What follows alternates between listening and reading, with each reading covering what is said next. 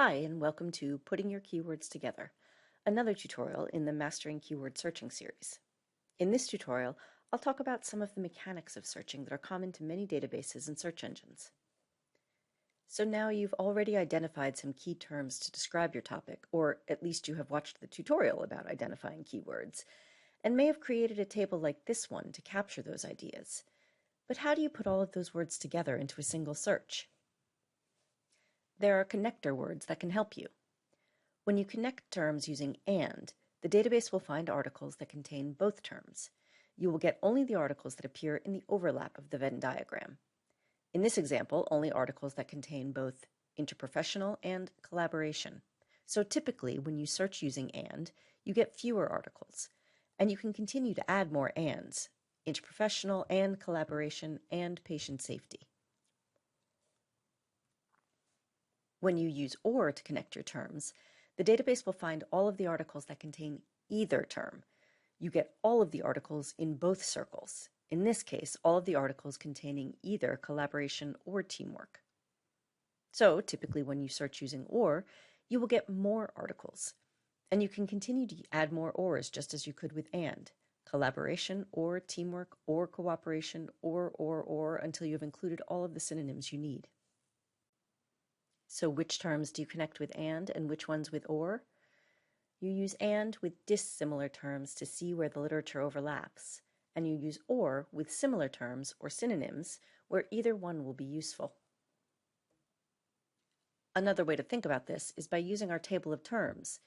You OR terms in the same column, and you AND terms across columns. There's one more very important trick about putting OR and AND searches together. It's called nesting. When using AND or an OR together in a search, remember to use parentheses around the terms that are joined by OR. It's a similar idea to order of operations if you remember your 5th grade math. The parentheses tell the database in which order to parse your search. If you don't include them, your search won't produce the results you're expecting. Some databases, like you can see in this screen capture from PubMed, have an advanced search option that can help you put your ANDs and ORs together without having to remember to use parentheses. Although you can see in the translated search above the boxes that PubMed puts the parentheses in for you. Aside from using AND and OR with nesting, there are a couple of other tricks that are good to know about. The first is called truncation. This trick lets you use a wildcard at the end of a root word so that you can find any form of that word. So if you remember from the keyword table, we had several forms of the word collaboration. Using truncation would save us the effort of typing them all out and may capture forms we didn't think of. The second trick that is useful to know is using quotation marks to force a search engine to find articles that contain a phrase and not just the individual words. Very useful, but you do need to be careful, as the note at the bottom of the screen says, a search for patient safety will not find articles that use the phrase safety of patients, but a search for patient and safety will. One thing to remember is that most library database search engines are very literal in the way they interpret your searches, which can be a very good thing, but definitely something to remember as you are selecting your search terms and putting them together. Well, that does it for this tutorial.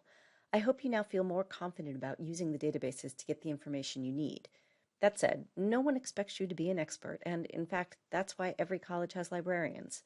So the next time you're putting a search together, please don't hesitate to get in touch. We'll be happy to help.